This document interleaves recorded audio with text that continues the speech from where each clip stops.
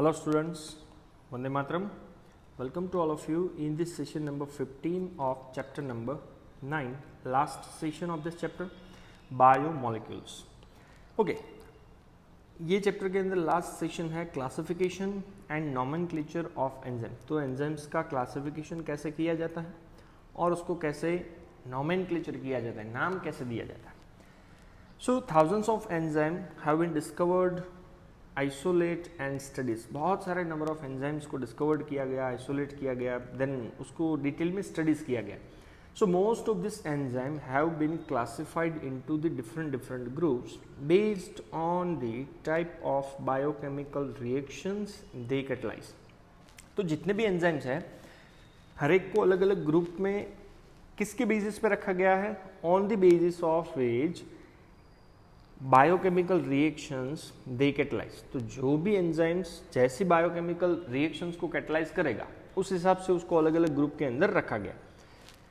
सो उसके बेसिस पे enzymes are divided into the 6 classes. 6 main class है एंड ईच विद 4 to 13 सब class. तो 6 क्लास है और हर एक क्लास के 4 से 13 सब क्लासेस है and they are named accordingly by 4 digit number. तो कोई भी एंजाइम्स का जब भी नाम दिया जाता है तो 4 डिजिट का नंबर यूज होता है, जिसे बोला जाता है या तो इसी नंबर या तो उसको बोला जाता है एंजाइम कमीशन नंबर।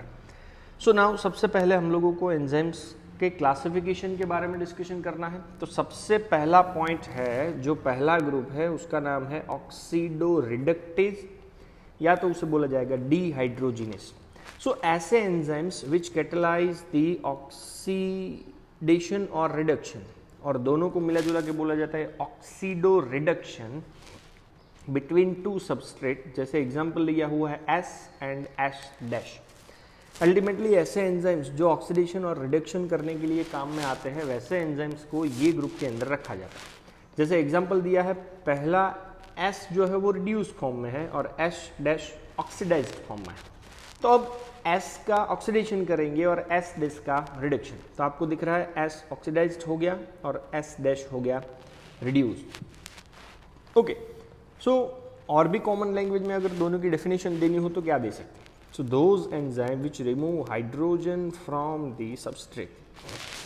जो सबस्ट्रेट से हाइड्रोजन को रिमूव करेगा उसे बोलेंगे डिहाइड्रोजिनेज। और डिहाइड्रोजिनेज का एक एग्जाम्पल, डिहाइड्रोजिनेज एंजाइम का एक एग्जाम्पल है succinic dehydrogenase. And those enzyme add oxygen to the substrate. Substrate को ऑक्सीजन ऐड करने वाले ऑर्गेनिजम्स के अंदर जो भी एंजाइम्स काम करते हैं उसको बोला जाता है ऑक्सीडेज। सो उसका एग्जाम्पल है साइटोक्रोम ऑक्सीडेज। सो पहला क्लास हुआ ऑक्सीडो रिडक्टेज या तो हम लोग बोल सकते हैं dehydrogenase. Okay, class number 2 transferase. कुछ ना कुछ वो ट्रांसफर करेगा, कोई ना कोई ग्रुप को ट्रांसफर करने के लिए responsible number of enzymes. So enzyme catalysing a transfer of a group. तो ग्रुप को स्मॉल लेटर कैपिटल G के फॉर्म में दिया गया है other than that of hydrogen. Hydrogen के अलावा, क्योंकि हाइड्रोजन तो मैंने आपको बताया था ऊपर वाले क्लास के अंदर हमने डिस्कस किया था। तो कोई भी एंजाइम कोई भी ग्रुप को सबस्ट्रेट 1 से सबस्ट्रेट 2 के पास अगर ट्रांसफर करता है तो वो एंजाइम को बोला जाता है ट्रांसफरेज। जैसे आपको एंजाइम एक रिएक्शन कैटलाइज करता हुआ दिख रहा है कि भाई S के पास G था, S' के पास कुछ नहीं है, बट जैसे ही वो S से G या तो ग्रुप जो है S' के पास आ जाता है तो बाकी का प्रोडक्ट आप देख सकते हैं।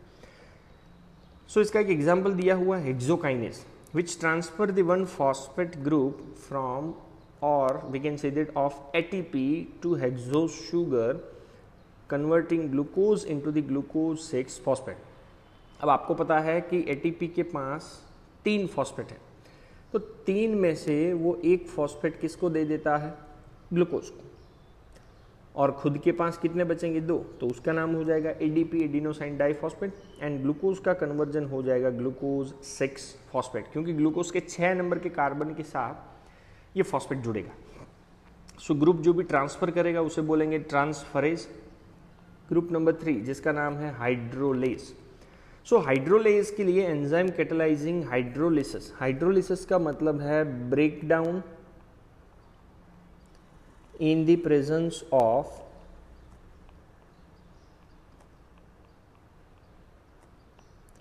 वाटर। वाटर की प्रेजेंस में कॉम्प्लेक्स मॉलिक्यूल को तोड़ना। तो कॉम्प्लेक्स मॉलिक्यूल के जितने भी बॉन्ड हो सकते हैं, तो ester bond, ether, peptide, glycosidic bond, carbon carbon, carbon halide, phosphate nitrogen bond, ultimately कोई भी बॉन्ड को वाटर का मॉलिक्यूल ऐड करके जो एंजाइम तोड़ेगा उसे कंसिडर किया जाता है एज अ हाइड्रोलेज। जैसे सिंपल लैंग्वेज में मैंने लिखा हुआ है कि complex organic substance by adding of water किस में कन्वर्ट होगा, सिंपल सब्सटेंस में। नाउ C12H22O11 माल्टोज को अगर आप माल्टेज नाम के एंजाइम से तोड़ते हो, then we get a 2 molecule of glucose C6H12O6, C6H12O6। But यहाँ पे आपको वाटर का मॉलिक्यूल ऐड करना है, तब जाकर के रिएक्शन बैलेंस हो पाता है। Okay, class number 4 lies. Lies का भी सेम टू सेम फंक्शंस है हाइड्रोलेज की जैसा ही, बट एक ही डिफरेंस है, वहां पे वाटर का मॉलिक्यूल ऐड किया जाता था, यहाँ पे कोई वाटर का मॉलिक्यूल ऐड नहीं होगा। So enzymes that catalyse removal of group from substrate by mechanism. तो मैकेनिज्म के थ्रू सबस्ट्रेट में से कोई भी एक ग्रुप को रिमूव करेगा, but other than hydrolysis which living the double bond. तो हाइड्रोलिसिस वाली प्रोसेस नहीं कि वाटर का मॉलिक्यूल ऐड किए बिना ही कॉम्प्लेक्स का कन्वर्जन सिंपल में करना। सो एक एग्जांपल आप लोगों को दिया हुआ है कि X and Y carbon carbon के साथ बॉन्ड बना करके रह रहे थे, बट उनके ये बॉन्ड को ब्रेक कर दिया, बट यहाँ पे कहीं पे भी वाटर का मॉलिक्यूल ऐड नहीं किया है और दोनों कंपाउंड एक दूसरे से सेपरेट हो गए। सो सिंपल लैंग्वेज में बोल सकते हैं cleavage of macromolecules, but condition क्या है, without adding water molecules. Water molecule को ऐड किए बिना मैक्रो का कन्वर्जन सिंपल में करना। जैसे एक एग्जांपल दिया हुआ है फ्रुक्टोज 1,6 बाइफॉस्फेट। लिसन, कार्बन कितने हैं 6 और फॉस्फेट कितने हैं 2। ओके, तो 6 कार्बन है 2 फॉस्फेट है। अब ये 6 कार्बन और 2 फॉस्फेट दोनों को अगर हमें डिवाइड करना हो तो एक एंजाइम यूज होगा जिसका नाम है आल्डोलेज, जो फ्रुक्टोज 1,6 बाइफॉस्फेट को ट्रायोज फॉस्फेट के अंदर तोड़ेगा। तो 3 कार्बन और 1 फॉस्फेट का एक मॉलिक्यूल मिलेगा डाइहाइड्रोक्सी एसीटोन फॉस्फेट, और दूसरा भी वैसा ही मॉलिक्यूल मिलेगा जिसका नाम है फॉस्फोग्लिसराल्डिहाइड PGEL। Okay, group number 5 isomerase. अब आपको आइसोमर का डेफिनेशन पता। So include all enzymes which catalyzing interconversion of optical, geometric और positional isomer। मतलब मॉलिक्यूलर फॉर्मूला और स्ट्रक्चरल फॉर्मूला के अंदर कुछ ना कुछ सिमिलरिटी होती है, तो भाई उसका स्ट्रक्चरल फॉर्मूला खाली थोड़ा बहुत चेंज होगा, बाकी मॉलिक्यूलर फॉर्मूला सेम हो, तो ऐसे एंजाइम्स आइसोमरेज क्लास में आते हैं। सो वो क्या करते हैं, कोई भी सबस्ट्रेट को उसके आइसोमर में कन्वर्ट कर देते हैं। So changes in the molecular structure of the substrate, कि सबस्ट्रेट का जो एक्चुअल में स्ट्रक्चर है वो स्ट्रक्चर चेंज करेंगे, जिसे आपको पता है आइसोमर के नाम से जाना जाता है। अब एक एग्जांपल दिया है कि glucose 6 phosphate and fructose 6 phosphate. तो ग्लूकोज और फ्रुक्टोज दोनों का मॉलिक्यूलर फॉर्मूला आपको पता है, एक ही है C6H12O6। सो ग्लूकोज 6 फॉस्फेट का कन्वर्जन जब भी फ्रुक्टोज 6 फॉस्फेट में किया जाता है तो यूज होने वाले एंजाइम का नाम है फ्रुक्टोज आइसोमरेज। तो ये कौन से ग्रुप में आएगा, आइसोमरेज।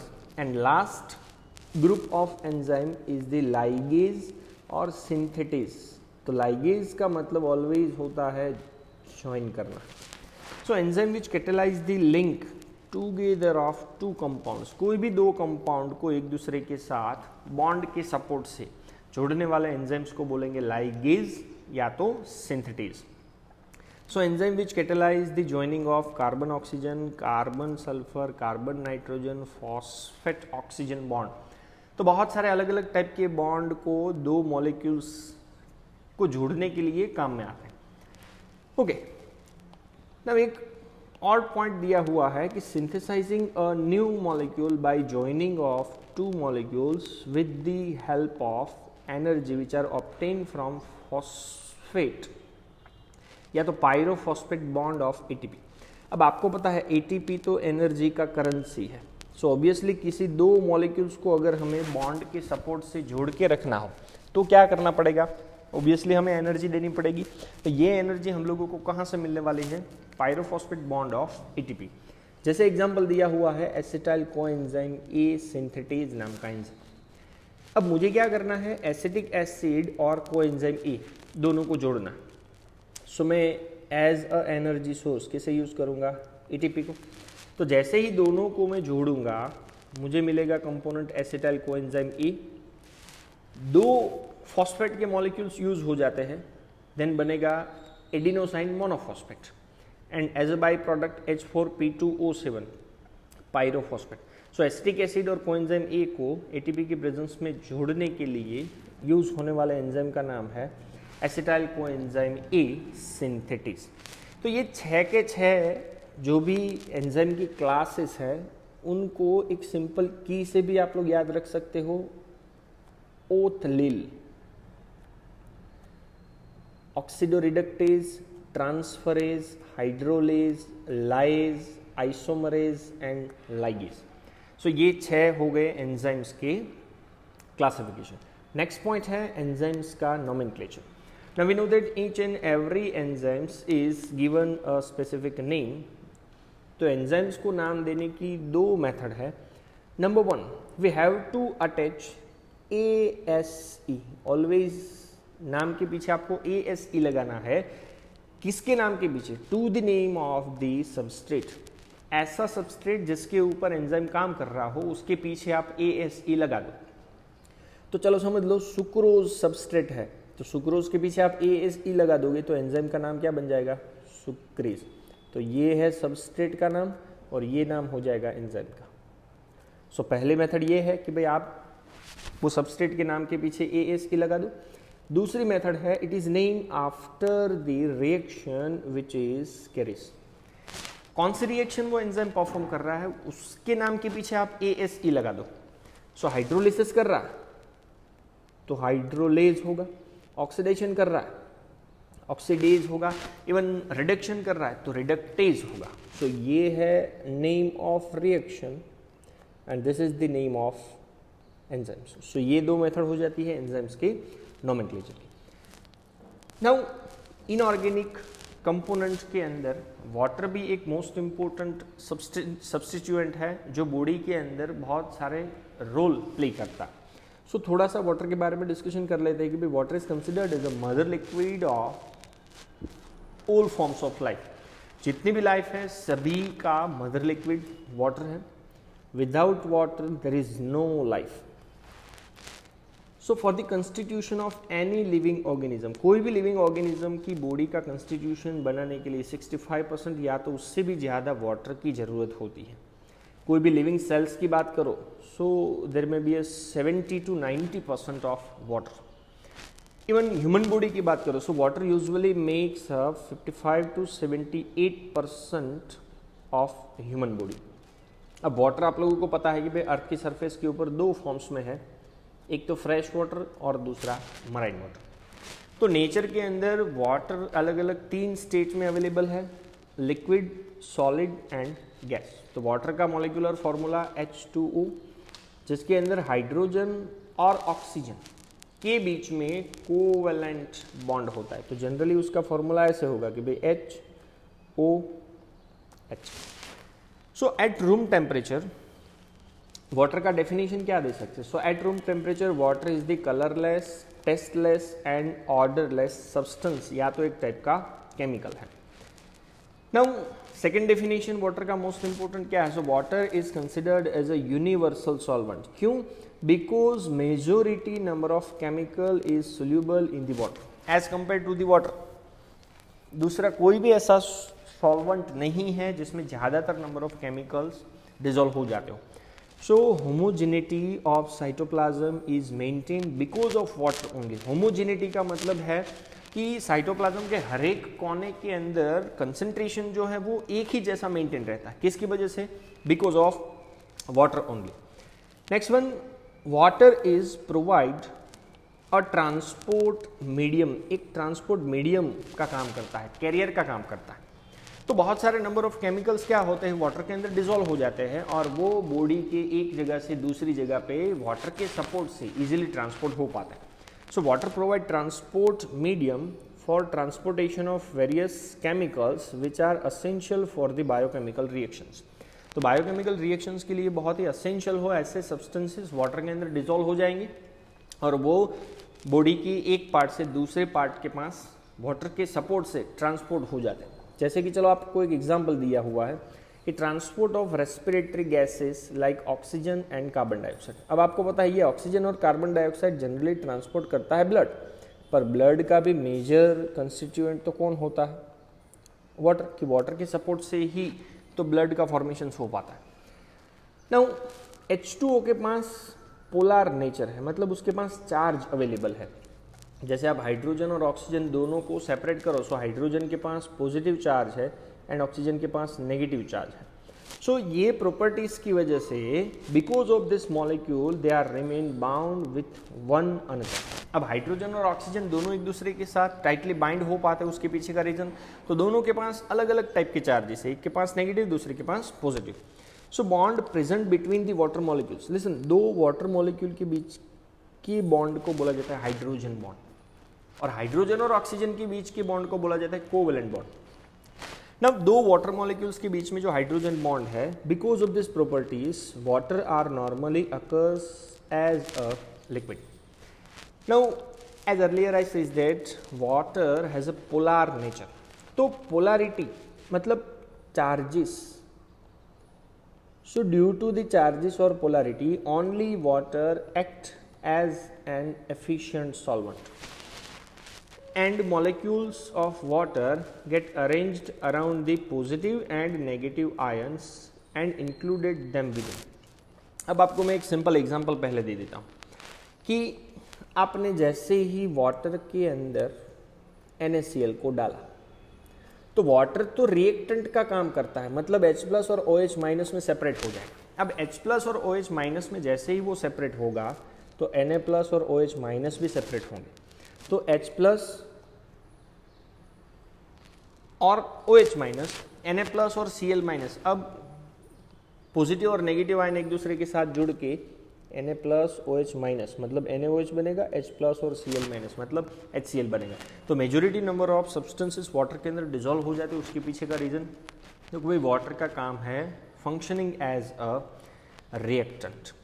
ओके, नाउ ये आपको दिख रहा है दो वाटर मॉलिक्यूल्स के बीच का बॉन्ड है हाइड्रोजन बॉन्ड। तो मैं यहाँ पे लिख देता हूँ 2 वाटर मॉलिक्यूल। नेक्स्ट वन, जब भी हाइड्रोजन और ऑक्सीजन का अरेंजमेंट होता है तो ऑक्सीजन और हाइड्रोजन के बीच का डिस्टेंस होता है 95.84 picometre and 1 picometre is equal to 10⁻⁻12 metre. And जो एंगल बनता है कि हाइड्रोजन ऑक्सीजन हाइड्रोजन का जब अरेंजमेंट होकर के जो एंगल बनता है वो होगा 104.45 degree. So this all are related with the nomenclature and classification of enzyme and some important information related to the water. Thank you very much. Jai Hind.